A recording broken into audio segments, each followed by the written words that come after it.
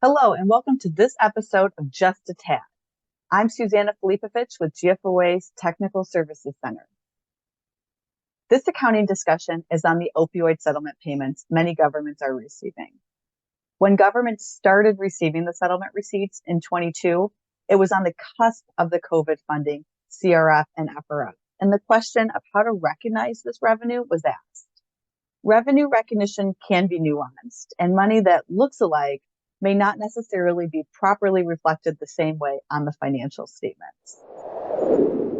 The national opioid settlement is a substantial endeavor because of the number of parties involved, the large amount of money, and the long time frame of this agreement. The structure of the settlement funds presented today reflect that initial large national opioid settlement agreement.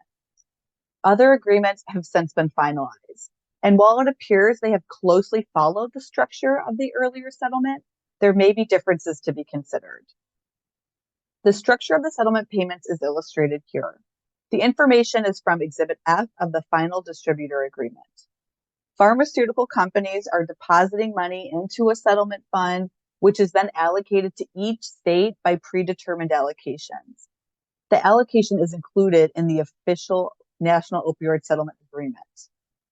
The agreement also specifies 3 sub-funds: the state fund, the abatement fund, and the subdivision fund. The subdivision fund is the fund distributed to local governments based on the structure of the agreement.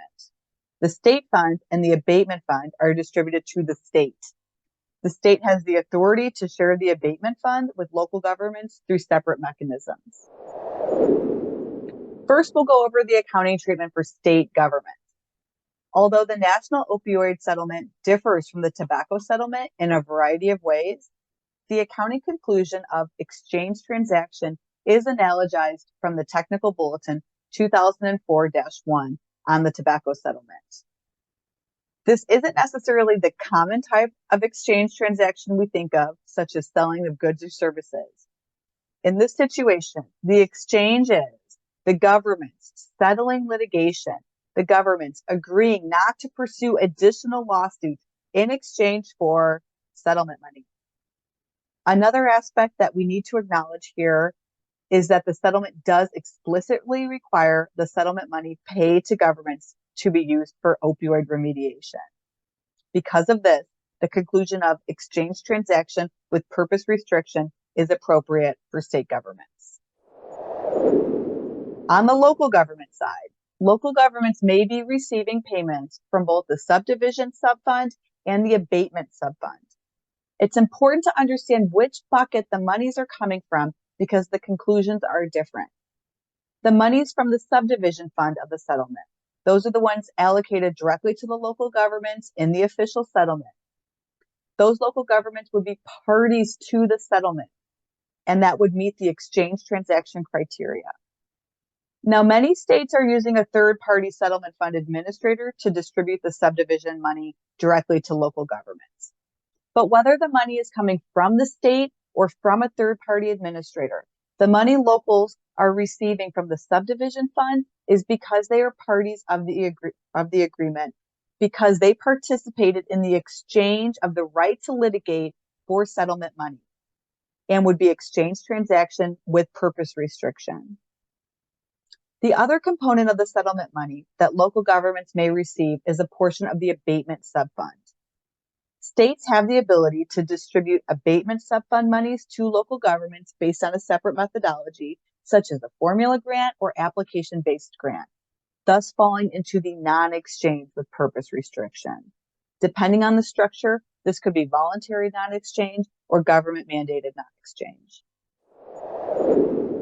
Focusing on the portion of the settlement falling under exchange transaction, the exchange occurs when the agreement is in place, as in when the government agrees to settle the litigation with the pharmaceutical companies and the settlement was finalized.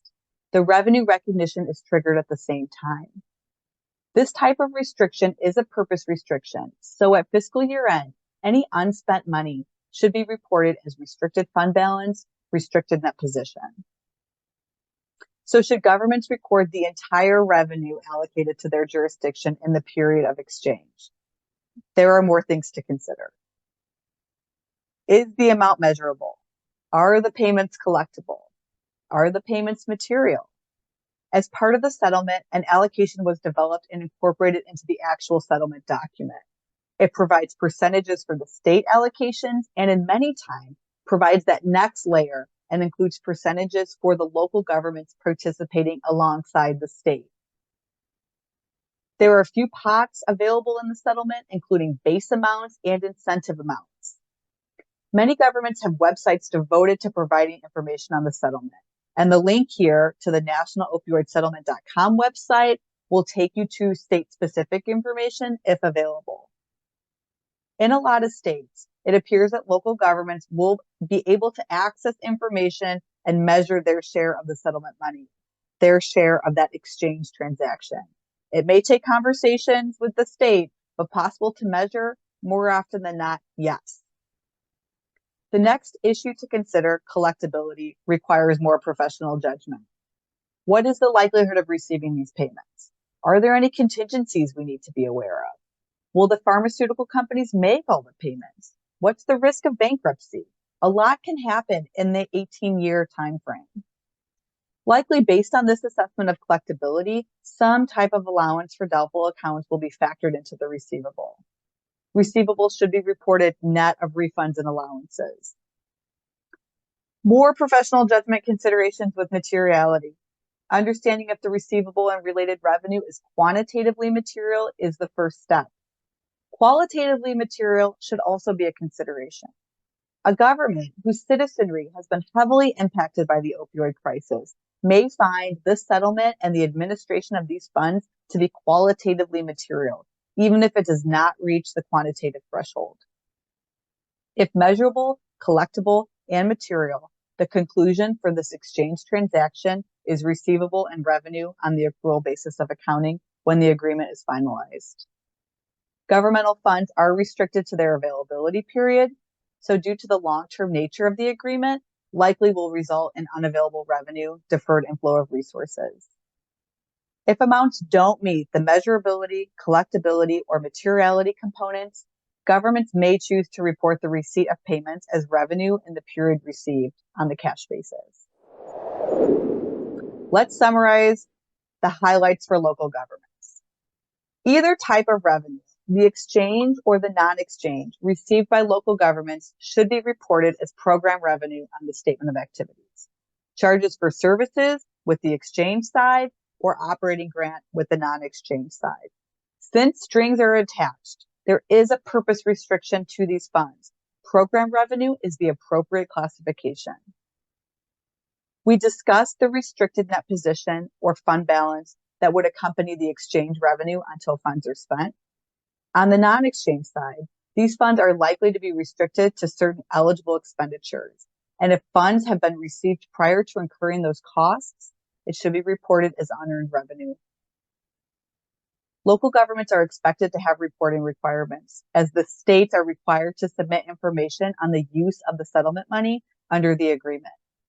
No two states will be exactly alike. Reach out to your state to ensure you have the right understanding of what reports are due. GFOA has more information on this topic for our Gaffer Plus subscribers in the recent Gaffer Plus quarterly update. Please check it out. That's it for this TAD. Watch for future episodes of Just a Tad and email us if you want to suggest a topic for a future episode.